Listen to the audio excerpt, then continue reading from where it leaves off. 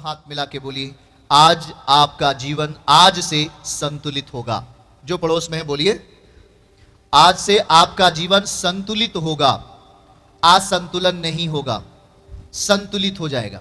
मेरे प्रियो ध्यान से यहां पे देखना है। इसलिए मैं चाहता हूं हर जगह, आप चाहे घर पे हो, आप चाहे चर्च में हो, पर प्रार्थना करने का, जो प्रार्थना में जाने का, प्रार्थना में जाने के पहले जो हमारी आत्मिक तैयारी, जो हमारी मन की तैयारी होनी चाहिए, उसको आज आप सीखना है।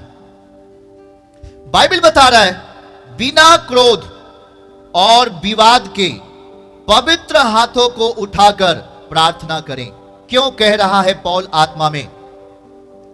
यह एक तैयारी का विषय है, उस महिमा में प्रवेश करने का विषय है, उस महिमा में जाने का विषय है, उस महिमा में प्रवेश करने का विषय है। आज इस विषय को यदि हम नहीं आपको बताए तो प्रभु हमें डांटेगा, क्योंकि आप अपने कामों को शुरुआत करने के पहले प्रार्थना करते हैं, चर्च में आने के पहले प्रार्थना करते हैं, कोई काम करने के पहले प्रार्थना करते हैं, और आपके जीवन का मुख्य भाग भी प्रार्थना ही है, और हम प्रार्थना से ही जिंदा हैं। तो आज इन बातों को लेकर हम आपसे बात करने वाले हैं। चलिए, हमारा आपसे एक सवाल है, जितने लोग हमें देख रहे हैं ऑनलाइन, आप जब प्रार्थना करने जाते हैं तो किससे प्रार्थना करने जाते हैं? आप उसको सरल में जवाब दे सकते हैं,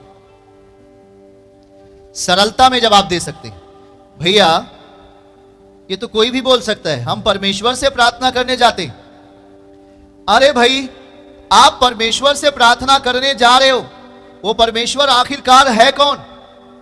पवित्र है, सामर्थी है, दुनिया का मालिक है वो। आप उससे बात करने जा रहे हो। हम जब उससे बात करने के लिए जा रहे हैं, हमारी मन की तैयारी होनी चाहिए कि नहीं?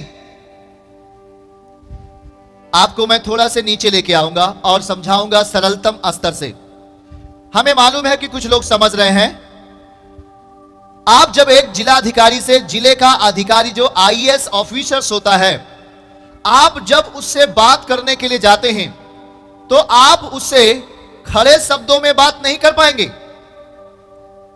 मैं कहूंगा आप उसके पास एक एप्लीकेशन लिख के जाना पड़ेगा। आपकी वो बात खड़े शब्दों में सुनने के लिए तैयार नहीं होगा वो, या कहूंगा कि वो तरीका नहीं है।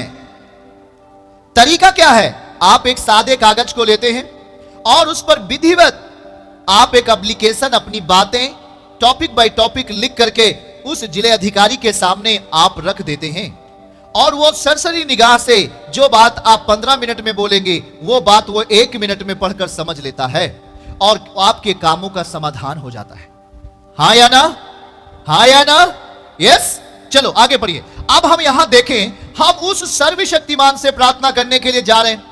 कुछ लोग सोचते हैं, भैया अरे वही परमेश्वर तो है, अरे वही प्रभु। अरे नहीं, वो उसका तो ग्रेस है, उसका अनुग्रह है कि आप खेत में भी बुलाते हैं वो आपकी सुन लेता है, आप लैट्रिन बाथरूम में होते तब भी वो आपकी प्रार्थना सुन लेता है, आप कहीं कोई काम करने के लिए जाते तब भी प्रार्थना सुन लेता है।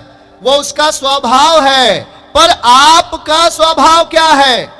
आपका नेचर क्या है? आप जब प्रार्थना में आ रहे हैं, जब आप अपने घर में प्रार्थना करने के लिए जा रहे हैं, तो आपके पास भी एक विषय होता है। आपके पास एक विषय होता है, और आप उस विषय को कागज पे नहीं लिखते हो, आप उस विषय को डायरेक्ट खड़ा खड़ा शब्दों में परमेश्वर से बात करते हो। कैसे बात करते हो? उसी विषय पे आज हमें बात करना है कि आप जब उस सर्वशक्तिमान के सामने प्रार्थना करने के लिए जा रहे हो तो कैसे जाना चाहिए, किस मन से जाना चाहिए। कभी आपने इसको सोचा? कभी आपने इसको जाना, जानने का प्रयास किया? कहां जाना है? प्रार्थना में जाना है। कहां जाना है? प्रार्थना में जाना है। ए चुप रहो, बहुत मारेंगे, हम प्रार्थना में जा रहे हैं। ए आप पत्नी से बोलते हो, ए शांत हो जा, हम प्रार्थना में जा रहे, ज्यादा कुछ बोलेगा तो भाई लाठी लाठी तुझको मारेंगे, हम प्रार्थना में जा रहे, समझ नहीं आ रहा है तुझको?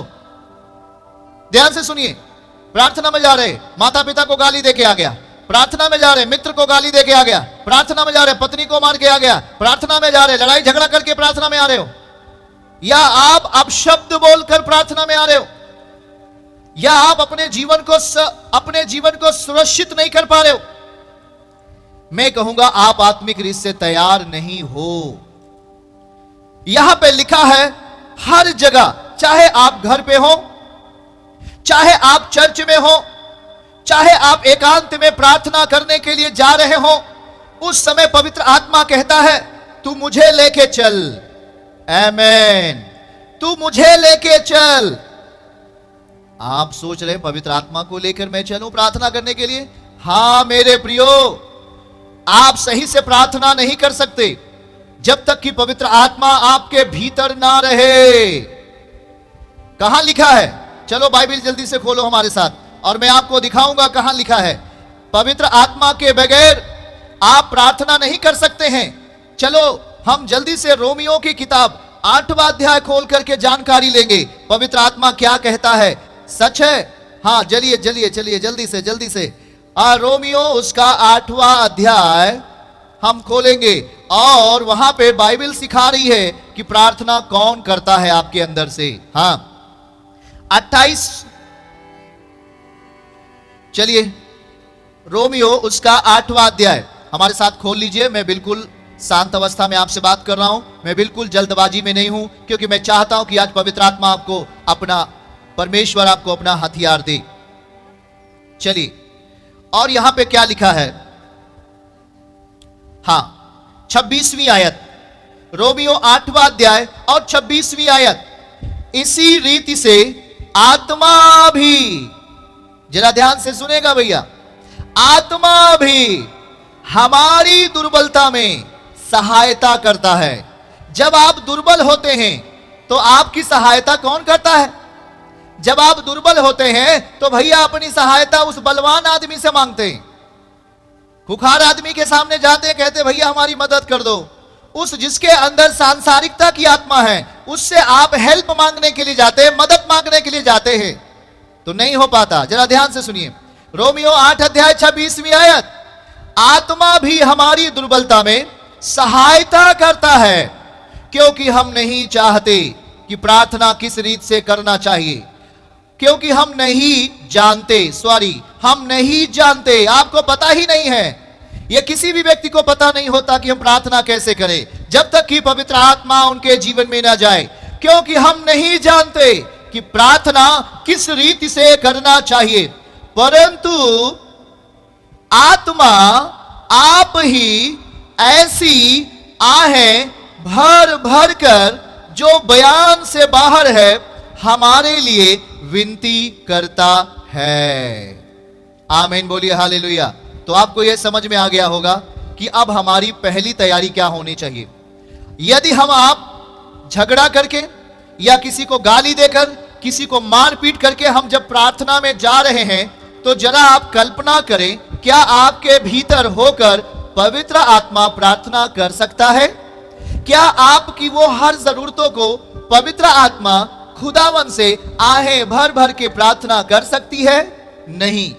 आप कठोर मन लेके जाओगे और कठोरता में प्रार्थना करोगे और फिर कठोरता से बाहर आओगे। 4 दिन के बाद बोलोगे भैया मैंने तो बहुत प्रार्थना किया पर मेरी प्रार्थना नहीं सुनी गई। यही तो आपके बीच में है बातें। बहुत सारे लोगों के सवाल भी यही हैं, हे प्रभु आपने मेरी प्रार्थना नहीं सुनी, हे प्रभु आपने मेरी आवाज नहीं सुनी। अरे कहां से सुन ले भैया, कहां से आपकी आवाज सुने? इसीलिए तो पवित्र आत्मा हमारे जीवन में आता है ताकि वो हर एक लिंक, देखिए पवित्र आत्मा हमें क्यों दिया गया?